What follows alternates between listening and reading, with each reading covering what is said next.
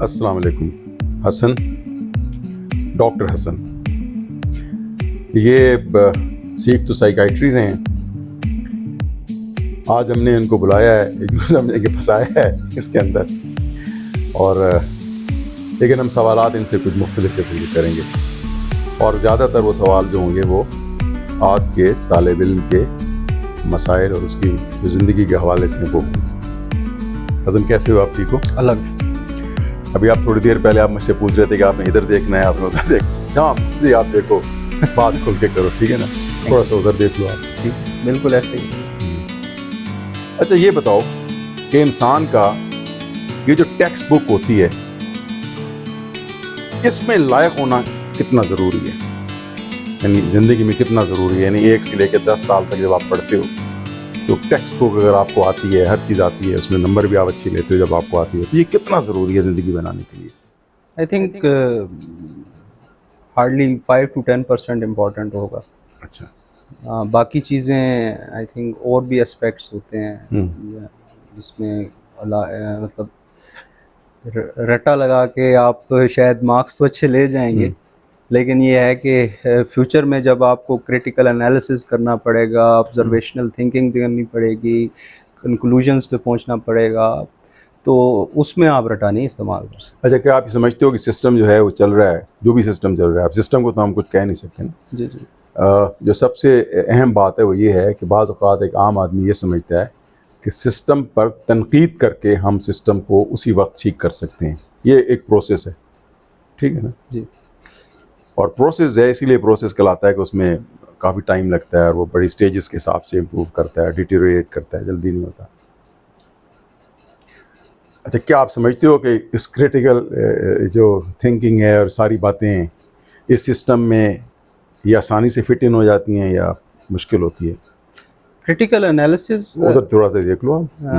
Critical analysis अगर हम system पे करेंगे तो ऑब्वियसली हमें कुछ ना कुछ चीज़ें नज़र आएंगी, क्योंकि क्रिटिकल एनालिसिस से हमें काफ़ी चीज़ें ऐसी महसूस होती हैं जो गलत हो रही होती हैं सोसाइटी में, माशरे में। लेकिन अगर हम ये कहें कि हम उस क्रिटिकल एनालिसिस की बेस के पर फ़ौरन जो है इंस्टेंट रिजल्ट्स अगर हम उनको निकालने की कोशिश करें तो वो नहीं हो सकते, बिकॉज इट्स अ प्रोसेस। इसको दहाइयाँ लग जाती हैं।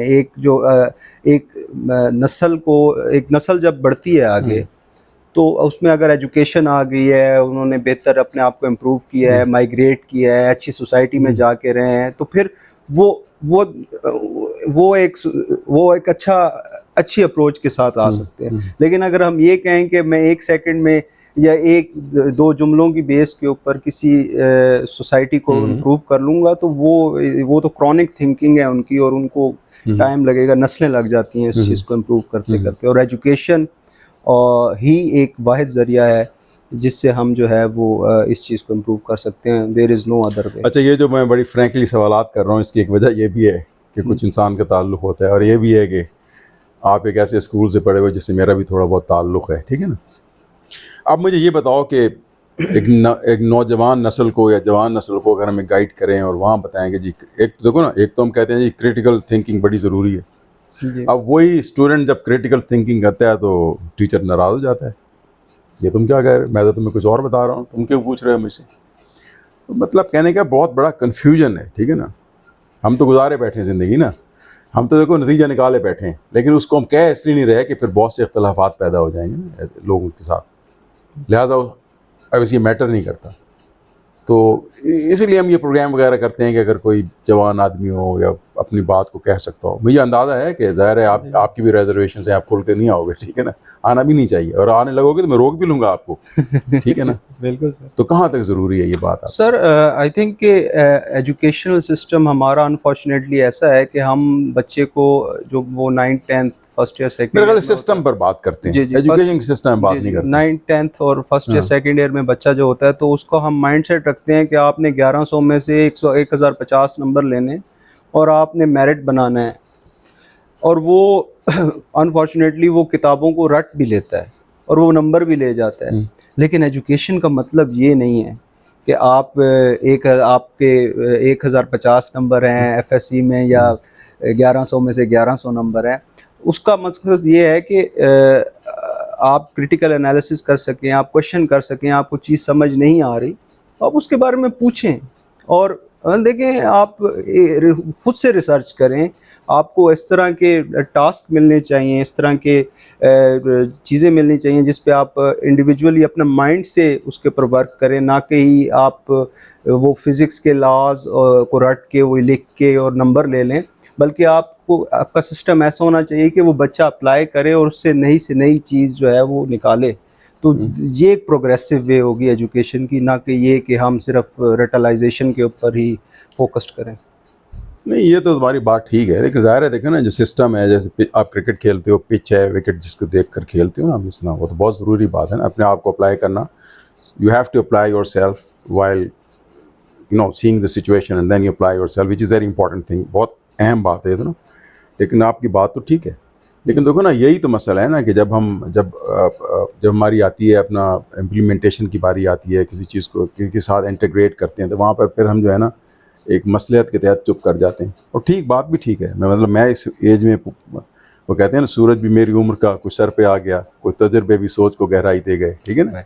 तो इंसान जो होता है ना, वक्त के साथ अगर मैं इस एज में, स्टेज में स्टूपिडिटी करूँगा, तो फिर मैं I am real stupid, remember one thing, ठीक है ना। आपके लिए तो खैर है, कोई बात नहीं, तजर्बा भी कर सकते हैं, लेकिन मैं तो बहुत एहतियात पसंदी का मुजाहरा करूँगा। तो चलो थोड़ा सा ब्रेक ले लेते हैं ताकि पता करें अच्छी बात की है कि बुरी बात की है, ठीक है। Thank you very much. यह है कि अदब से तुम्हारा एक क्या कह लें, इनडायरेक्ट ताल्लुक़ बनता है, जिस पर बाद में बात करेंगे, ठीक है। दूसरी बात यह है कि नंबर तो बहरहाल लेने चाहिए, जी सर, ठीक है ना।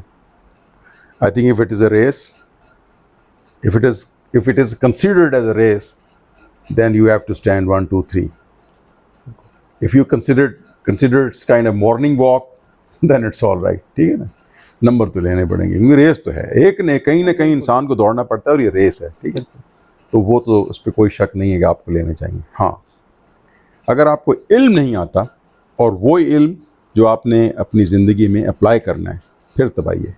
बिल्कुल। इस बारे में कोई पैगाम दो ये स्टूडेंट्स को, जो, और ख़ास तौर पे उन स्टूडेंट्स को कि जो बड़ी जगह में नहीं रहते, जिनका एक्सपोजर नहीं होता। अब आप कह रहे थे ना थोड़ी देर पहले कि आजकल तो कंप्यूटर की दुनिया है, मोबाइल की दुनिया है, लेकिन ये मेरे ख्याल है ये झूठी दुनिया है। एक्चुअल जो आपका एक्सपोजर होता है ना, एक्चुअल सिचुएशन में जाके आप प्लेस करते हो, वो दुनिया और है कोई, ठीक है ना। तो उसके बारे में कोई बात बताओ। एक्चुअली मेरे ख्याल से आपकी पेरेंटिंग का इम्पोर्टेंट रोल है इस चीज़ में, कि आप जिस एटमॉस्फेयर में रह रहे हैं, जिस घर में रह रहे हैं, उसके जो आपके केयर टेकर्स हैं, उनका क्या माइंडसेट है। अगर उनका माइंडसेट एक ब्रॉड होगा, उनका अगर एक माइंडसेट जो है वो आपको ब्रॉडर विजन देगा, आपको क्वेश्चन करने की इजाज़त देगा, और आपके साथ एक कॉन्फिडेंस वाला रिलेशन होगा, और वो आप उनसे क्वेश्चंस भी कर सकेंगे और अपनी प्रॉब्लम्स शेयर भी कर सकेंगे, इतना एक फ्रेंडली इन्वायरमेंट होगा, तो आई थिंक फिर लोग प्रोग्रेस कर सकते हैं। अगर ये सिस्टम भी, अगर, क्योंकि घर एक इंस्टीट्यूट है, और अगर एक इंस्टीट्यूट जो है वो उसमें वही अगर सही नहीं है, तो वो फिर माशरे में अच्छा, मैं हसन थोड़ा सा आपको काट रहा हूँ। हमने तो ये देखा कि जब आपने इजाज़त दी ना कि भाई आप सवाल कर सकते हो, तो एक दो सवाल तो ठीक हुए, उसके बाद फिर कुछ इस तरह के सवाल शुरू हो गए कि शायद पेरेंट्स भी उसका जवाब नहीं दे सकते, ठीक है ना। पेरेंट्स भी उसी मुआशरे का हिस्सा हैं। फिर एक एंग्जाइटी जन्म लेती है, ठीक है ना, और खामखा I mean you start throwing tantrums, right. अब क्योंकि तुम्हारा साइकाइट्री से भी ताल्लुक़ है, बिल्कुल, थोड़ा सा अब ये वाली बात ही बता दे चलो कि तुमने इसमें क्यों हाथ डाल लिया। वो मुनीर न्याजी का शेर है, कुछ उंज भी रामा औखियां सन, कुछ गल विच गम दा तोक भी सी, कुछ शहर दे लोग भी जालिम सन, कुछ सानू मरन दा शौक भी सी। तो बहुत से फैक्टर्स थे। आई थिंक जो इम्पोर्टेंट फैक्टर मुझे लगा है साइकेट्री में आने का, कि एक तो आजकल सोशल मीडिया और ये चीज़ें इतनी इम्पॉर्टेंट हो गई हैं लोगों के लिए कि सोशल इंटरेक्शन का कम हो गया है। साइकेट्रिक इलनेसेस जो हैं वो काफ़ी इंक्रीज़ हो रही हैं, और इसके ऊपर जो है वो लोगों की ज़रूरत है, और लोग बहुत कम हैं।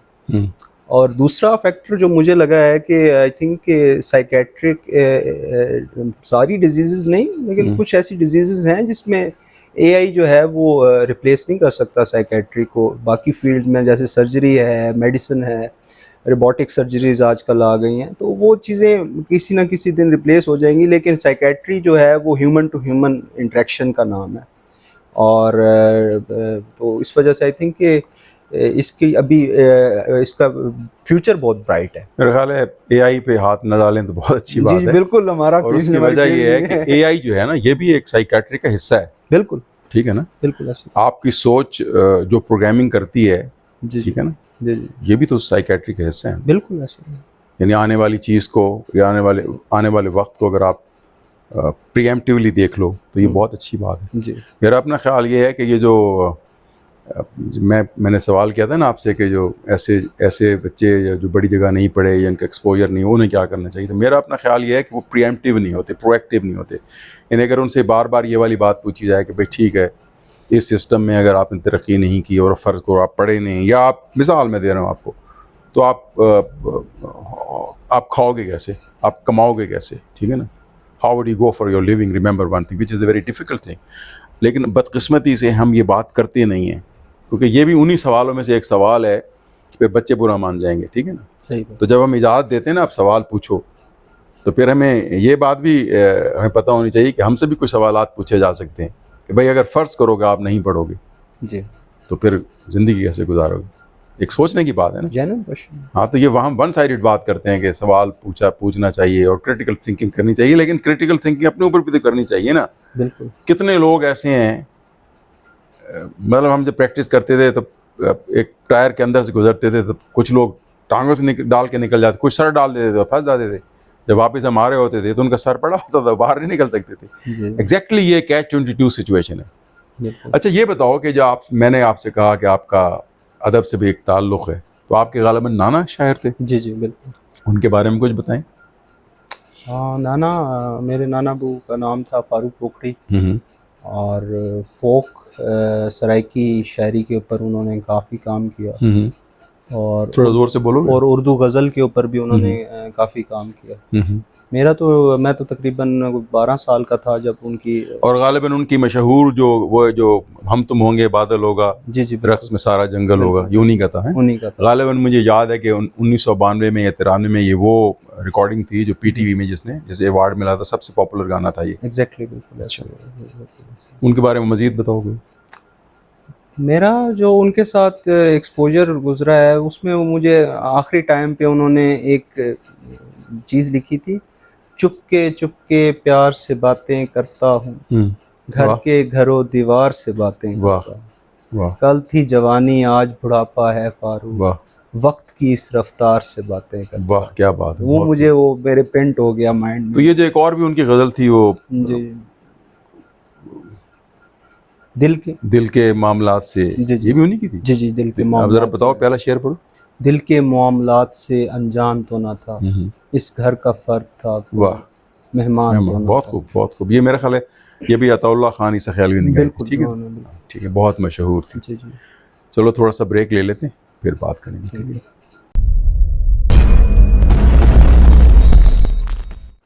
अच्छा, क्योंकि हसन ऐसा है कि आपका शोबा तो बहरहाल मेडिकली है और साइकेट्री है, ठीक है ना। ये बताओ कि आजकल जो प्रेवलेंट किस्म के जो डिजीज़ हैं, इसके साथ जब पेशेंट आते हैं, वो कौन सी बीमारियां हैं जो नफ्सियाती होती हैं? कॉमन आजकल जो कॉमन, जोर से बोलो जरा। कॉमन जो हैं वो आ रही हैं, डिप्रेशन बहुत कॉमन आजकल। डिप्रेशन क्या है यार, बताओ। डिप्रेशन एक स्टेट ऑफ माइंड है जो जिसमें इंसान जो है वो उसकी एनर्जी लेवल कम हो जाते हैं, उसको जिन कामों में पहले खुशी महसूस होती थी वो अब करने में उसको खुशी नहीं महसूस होती। तो इसका तो मतलब हम सारे डिप्रेस हैं सर, लेकिन उसका पूरा क्राइटेरिया है। अच्छा। अगर आप उस पूरे क्राइटेरिया पे पूरा उतरे तो ही हम एक फीचर्स की बेस के ऊपर तो हम डिप्रेशन नहीं डायग्नोस। अच्छा, ये बताओ कि थोड़ी देर के लिए अगर आदमी डिप्रेस हो और फिर नॉर्मल हो जाए, इसको तो डिप्रेशन नहीं कहते हैं। बिल्कुल नहीं। इसको क्या कहते हैं? इसको कहते हैं ब्रीफ एक्यूट स्ट्रेसर कह सकते हैं। डिप्रेशन के लिए एक खास नोयत के सिम्टम्स का होना और एक खास वक्त तक वक्त के लिए होना, लाइक 2 हफ्ते से ज़्यादा होना, एक जो सिम्टम्स हैं कुछ जो उस क्राइटेरिया पे आ रहे हैं, तब हम उसको डिप्रेशन का कह सकते हैं। एक्यूट एंजाइटी और एक्यूट स्ट्रेसर्स तो इंसान की, ज़ाहिर है इंसान की ज़िंदगी जो है वो एक ग्राफिकल है, कभी वो बहुत खुश होता है तो कभी डाउन भी हो जाता है, तो ये तो चलता रहता है। लेकिन अगर वो प्रसिस्ट कर जाए डाउनवर्ड और वो काफ़ी देर के लिए प्रसिस्टेंस हो जाए, तो फिर हम उसको डिप्रेशन। अच्छा ये बताओ कि अगर मैं कहूँ कि सिर्फ मैं डिटर्मिनेशन से और अपने जज्बे से अपने आप को ठीक करूँगा, और फर्ज करो मैं फंस गया हूँ डिप्रेशन में, एंजाइटी में, तो ये काम चल सकता है या दवाई लेनी पड़ेगी मुझे? ये तो आप वही बात कर रहे हैं कि आपको अपेंडिसाइटिस हो जाए और आप कहें कि मैं विल पावर से ही ठीक कर लूँगा उसको, तो इट्स वेरी डिफ़िकल्ट। ज़ाहिर है आपको सर्जन के पास जाना पड़ेगा, वो इन्फ्लेम्ड होगी, तो ज़ाहिर है दिमाग, जहन का, नफ्सियात का, ये डिप्रेशन जो जिस तरह हमारी बात हो रही थी, ये नफ्सियात का बुखार है, इन्फेक्शन है, तो इसमें हमें एंटीबायोटिक तो देनी पड़ेगी। पसंद आई मुझे तुम्हारी ये बात कि नफ्सियात का बुखार है। जी गुड, जी जी वेरी गुड फ्रेज। अच्छा जी जी, तो ऑब्वियसली सर काफ़ी डिजीज़ हैं साइकेट्री की, और उनको बिल्कुल एक जिस तरह जिस्म की बाकी डिजीज़ होती हैं, जो ऑर्गेनिक डिजीज़ होती हैं, उनको जिस तरह ट्रीट किया जाता है, तो इनको भी वैसे ही ट्रीट करना चाहिए, क्योंकि mental health is very important. अगर आपकी मेंटल हेल्थ नहीं है तो आप चलो वो तो खैर इंसान जिंदा ही इसलिए कहलाता है कि दिमाग है, अगर वो आपका डेड हो जाए तो फिर तो आपकी डेथ हो। ऐसे चलो ऐसे है कि प्रोग्राम को ख़त्म करते हैं। आज हमने तुम्हें घेर लिया, ऐसे ही फ़ोन किया मैं, आप आ जाओ, ठीक है ना? मुझे बहुत खुशी तो दोबारा जो है तुम्हें बुलाएंगे बाकायदा, अब और मूड बना के आना, ठीक है ना? तो इसी के साथ हम इसको ख़त्म करते हैं। उम्मीद है लोगों को पसंद आया होगा। Thank you very much. Thank you.